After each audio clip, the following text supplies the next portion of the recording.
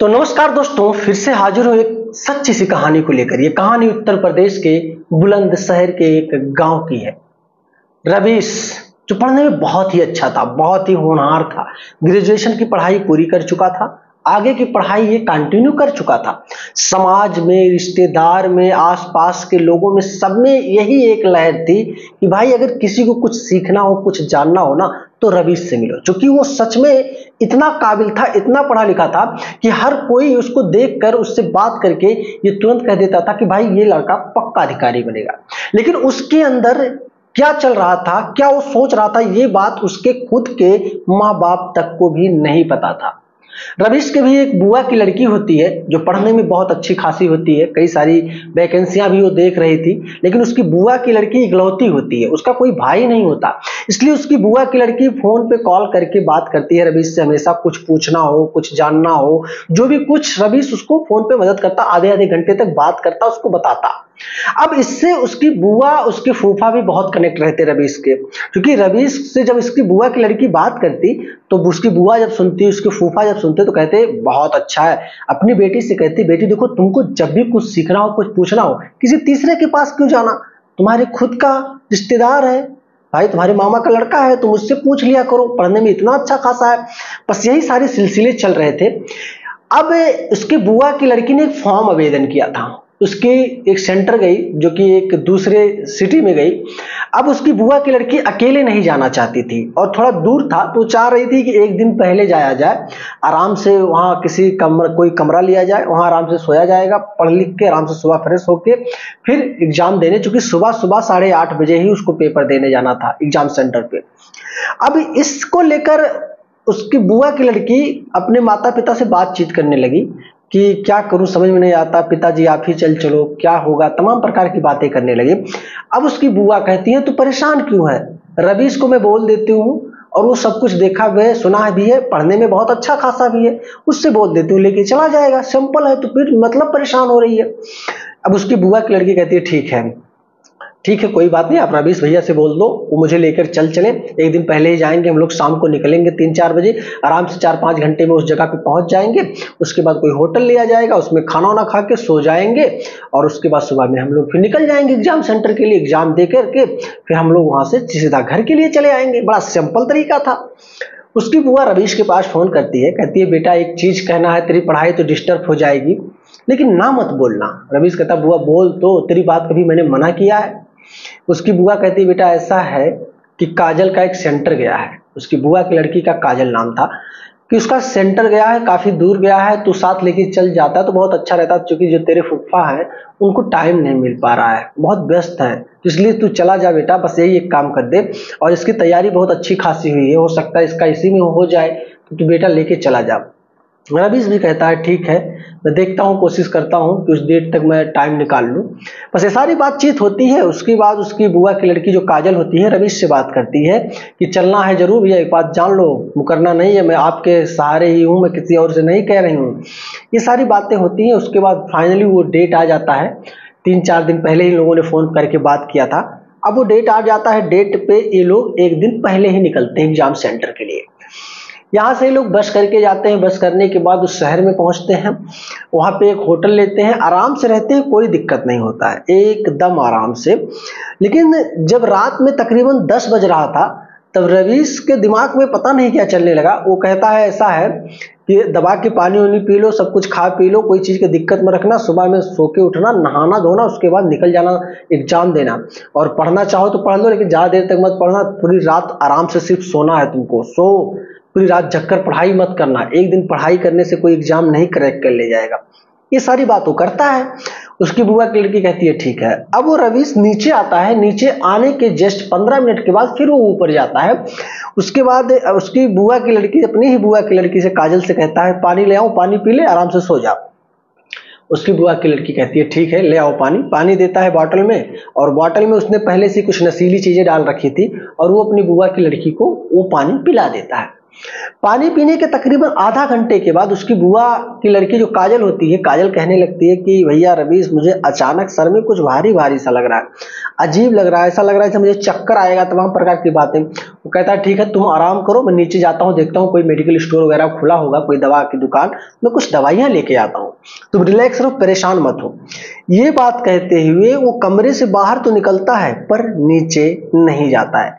रवीश की यही गलती ने रवीश को पकड़वा दिया था। वीडियो में आगे बताता हूं। अब क्या होता है, धीरे धीरे करके जब और 10-15 मिनट गुजर गए, कमरे के बाहर ही खड़ा था, उसके बाद जब कमरे में एंटर करता है तब कहता है काजल से कोई दुकानें नहीं खुली है, रात काफी हो गई है, इसलिए लगता है दुकानें सारी बंद हो गई है, ठीक है तू आराम कर। ये सारी बातें वो करता ही है कि काजल एकदम मदहोश हो चुकी थी, बेहोशी की हालत में हो चुकी थी। उसके बाद ये कुंडी लगाता है, कुंडी लगाने के बाद अपनी ही बुआ की लड़की के साथ ये गलत काम करता है 3 बार, सुबह के 4 बजे तक। अब ये सारी चीजों के बारे में इसकी बुआ की लड़की को पता था। सुबह होता है जब तकरीबन 6 बज रहे थे, इसकी बुआ की लड़की को होश आता है और इसकी बुआ की लड़की ये कंफर्म हो चुकी थी कि इसके साथ कुछ ना कुछ बहुत गलत किया है इसके भाई ने। अब ये उठती है, नहाती धोती है और मन ही मन रो रही थी, लेकिन अब ये क्या करे, किससे क्या कहे, ना तो इसके पास कोई सबूत है सिर्फ एक जुबान के अलावा। अब ये चुपचाप जाती है, कह सोचती है कि घर जाके फिर शिकायत करूंगी। ये सारी चीज इसके ख्याल चल ही रहे थे। ये जाती है पेपर देने, सेंटर पे जाती है, पेपर भी ठीक से नहीं दे पाती क्योंकि अभी भी इसके दिमाग हल्का हल्का सनसना रहा था और भी सारी चीजें हो रही थी। और फिर जब वहां से एग्जाम देकर ये बाहर निकलती है तब रवीश कहता है काजल से काफी देर हो गया है तो कुछ खाई पी रही होगी, चल कुछ खा पी ले, और ना हो तो आज की रात और आराम ही कर लेते हैं और कल सुबह आराम से निकल जाएंगे। काजल तुरंत समझ गई कि ये फिर से मेरे साथ वही करने वाला है जो इसने बीती रात में किया है। काजल कहती है मुझे 1 सेकंड नहीं रुकना यहाँ पर। अब ये सारी बातें करते करते ये लोग आते हैं कि सामने से एक ट्रक आता है और रवीश को भी ये समझ में आने लगा कि कहीं ना कहीं ये नाराज है, सच्चाई ये जान चुकी है और घर जाके अगर ये पोल खोल देगी तो बहुत बुराइयां हो जाएंगी। अब यही सारी चीजें गुन ही धुन रहा था कि सामने ट्रक आती है, तब तक धीरे से काजल को ये धक्का देता है, ट्रक के पहिए के नीचे चली जाती है और ऑन स्पॉट वहीं दम तोड़ देती है। चारों तरफ से भीड़ लग जाता है, भीड़ इकट्ठा होती है, धीरे धीरे करके वहां पुलिस इकट्ठा होते हैं। पुलिस तुरंत उसको भेजती है, देखती है तुरंत उसका जान खत्म हो चुका था, उसको पोस्टमार्टम के लिए भेज दिया जाता है। उसके बाद बातचीत होती है और भी तमाम प्रकार की चीजें होती हैं। उसके बाद इसके परिवार वालों को सूचना दिया जाता है, यहाँ के भी लोग पहुंचते हैं। अब धीरे धीरे करके चीजों को एकदम पूरा दुर्घटना की तरह से रवीश ने दिखाया। जिस तरीके से लोग इसके दिमाग के ऊपर नाच कर रहे थे, जिस तरीके से लोग ये सोच रहे थे कि रवीश के पास बहुत दिमाग है, सच में रवीश ने उतनी ही हाथ की सफाई से अपनी बुआ की लड़की को मार दिया। अब धीरे धीरे करके किसी को कुछ समझ में तो नहीं आ रहा था कि आखिर सच में हुआ क्या, लेकिन आसपास पड़ोस के कुछ लोगों ने इस चीज को देख तो लिया था और नोटिस भी कर लिया था, लेकिन अब किया क्या जा सकता है। धीरे धीरे करके पूरा मामला शांत हो जाता है। 3 महीने भी गुजर जाते हैं, रवीश भी आराम से चैन की नींद सो रहा था घर पे, किसी को कुछ फर्क ही नहीं, पूरे मामले को एक्सीडेंट दिखा दिया गया था। अब धीरे धीरे करके रवीश के जो फूफा थे यानी कि काजल का जो पिता था, उसको सच में अजीब लग रहा था। कहते हैं जब सच्चाई बाहर निकलने आती है तो कोई ना कोई सच में भगवान का रूप ले लेता है। अब काजल का बाप कहीं ना कहीं सच में काजल के लिए तो भगवान था ही, क्योंकि माँ बाप तो भगवान के स्वरूप होते ही हैं। काजल का बाप सच में एकदम अजीब सा लग रहा था, उसको पता नहीं कि यकीन नहीं हो रहा था और बहुत अजीब वो फील कर रहा था। अब वो एक दिन निकलता है उसी जगह के लिए जिस जगह पे जब उसकी बेटी का एक्सीडेंट हुआ था, उस जगह पर जाता है और वहां के आसपास लोगों से पूछताछ करता है कि उस दिन जब एक लड़की का एक्सीडेंट हुआ था, पेपर देने आई थी, कई दुकान वालों से पूछता है। फिर उसने एक देखा केले की दुकान लगी हुई है ठेले पे, उस दुकान के पास जाता, कहता भैया आपकी दुकान से तो सीधा दिख रहा था ना वो जगह जहां पर मेरी बेटी का एक्सीडेंट ट्रक वाले ने किया था। केले वाले को याद आ गया, कहा बोला हाँ उस समय तो मैं खाली था, मेरे पास कोई दुकान कस्टमर ही नहीं थे, मैं तो पूरी घटना को देख रहा था, एकदम ध्यान से देख रहा था। अब ये सारी बातें होती हैं। अब उसका बाप पूछता है बाबू सही सही बताना, जो भी पैसे तुमको चाहिए मुझसे ले लो, सच बताओ एक एक एंगल से, अगर तुमने देखा था तो हुआ क्या था। अब उस केले की दुकान वाले ने पूरी बात को बताना शुरू कर दिया कि लड़की और लड़का दोनों थे और दोनों साथ में जा रहे थे और जाते जाते ये लोग बात कर रहे थे, मेरी नजरें सेम उन्हीं लोगों के पास में ही टिकी हुई थी। अब धीरे से जो लड़का पास में था वो धक्का दिया, जिससे लड़की ट्रक के नीचे आ गई। अब इतनी बात केले वाले की जुबान से सुनने के बाद काजल का जो बाप था, पिता था, वो पागल हो गया।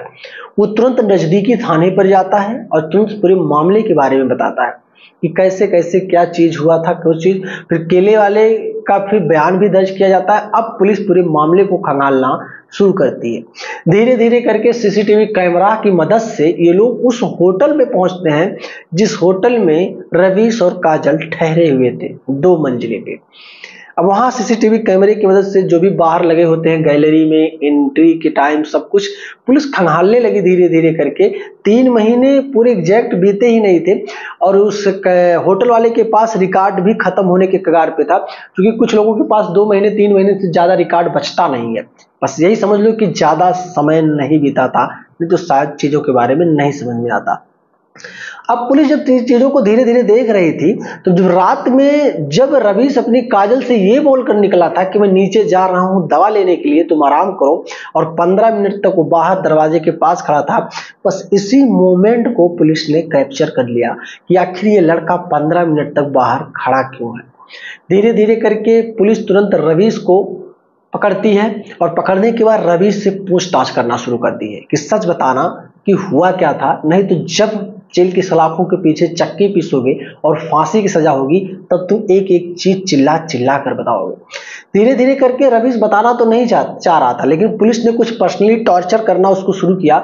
उसी टॉर्चर के दम पे रवीश ने पूरी जुबान खोल डाली और पूरी हकीकत बता डाली कि जब मैंने इसको देखा, मेरे मन में कुछ पहले से था नहीं, मैं इसको सोते हुए देखा, ये जब कमरे में एंट्री की, इसने नहा कर निकली, तमाम प्रकार की बातें करने लगा। और ये पुलिस के सामने इसने साबित किया कि ये अपने आप को कंट्रोल नहीं कर पाया, जिसकी वजह से इसको गलत काम करना पड़ा अपनी बुआ की लड़की के साथ। पुलिस तुरंत इसके खिलाफ रिपोर्ट वगैरह, मुकदमा वगैरह दर्ज करने के बाद इसको जेल के लिए भेज देती है। और काजल का जो पिता होता है घर पे आता है। अब रवीश के माता पिता और काजल के माता पिता इकट्ठा होकर बात कर रहे थे, लेकिन करे तो करे क्या, क्योंकि इनकी बेटी तो दुनिया छोड़कर जा चुकी है और इनका तो बेटा जेल की सलाखों के पीछे है। देखो दोस्तों, कहानियां बहुत होती है हमारे सामने, बहुत सारी कहानियां हम सुनते भी हैं और समझते भी हैं, लेकिन कहानियां सुनाने का जो मेन मकसद होता है वो जागरूकता की दृष्टि से, कि आपके अंदर जागरूकता आए, आप कुछ सीखो। सिर्फ कहानी सुनाने का मतलब ये नहीं होता कि आप सुनो फिर दिमाग से निकाल दो। क्योंकि कहते हैं दोस्त कि आज के समय में सच में आंख बंद करके भरोसा किसी पे नहीं करना चाहिए। कब किसकी नीयत कहां डोल जाए, कब कौन डगमगा जाए, ये किसी को नहीं पता होता है। तो कभी भी मेरे दोस्तों, कोई भी फैसला लेने के पहले अपने परिवार के लिए कुछ भी किसी के साथ भेजने के पहले 100 बार सोच लेना, नहीं तो हो सकता है कि आपकी एक डिसीजन आपके परिवार को आपके हाथ से निकाल दे। तो वीडियो पसंद आए तो लाइक करना, चैनल पे नए हो दोस्तों सब्सक्राइब करना, और रवीश जो उस काजल के मामा का लड़का था उसके लिए कमेंट में 2 शब्द जरूर कमेंट करना। ठीक है, मिलूंगा जल्दी। जय हिंद।